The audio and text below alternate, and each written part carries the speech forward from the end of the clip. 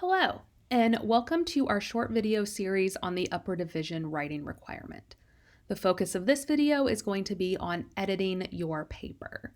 So you have gone through at this point, you've chosen your topic, you've done a preemption check if necessary, you've prepared and carried out your research plan, you've created an outline, you've done some citing and some footnoting if necessary, and now it's time to start editing your paper to clean it up and get it ready for submission.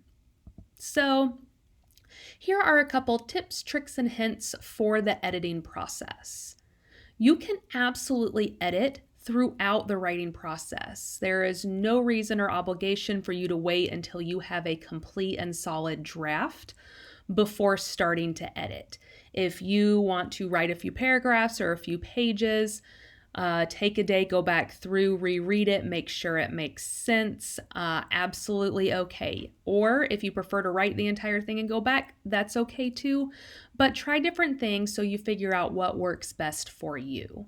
My biggest and most commonly given suggestion is to read your material out loud.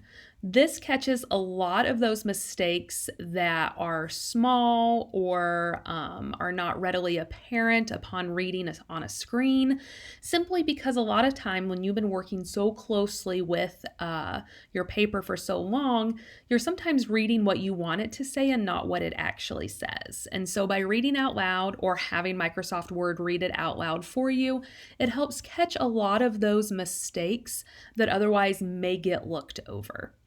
You can also do a check for a commonly made mistake, by itself. So you don't have to edit for everything. Do one solid reading checking for comma issues.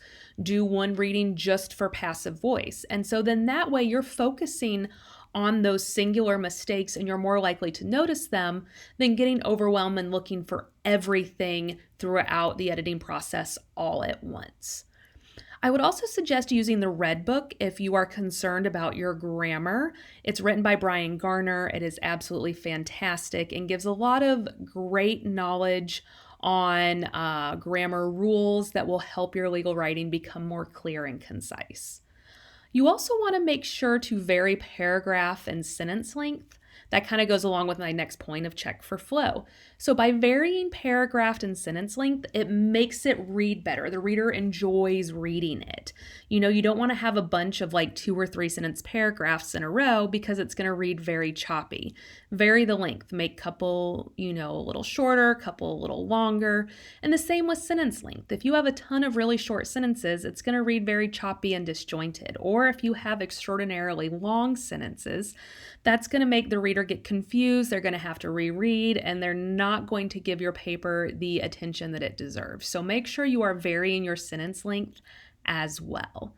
You can also use tools like Grammarly. However, I hesitate to have you rely on it simply because although it catches some mistakes, it doesn't catch all mistakes, and it's not made for the purpose of legal writing, which is what you may be doing. So take it with a grain of salt. It may help catch some smaller mistakes. Don't rely on it, but it is a tool available to you for editing.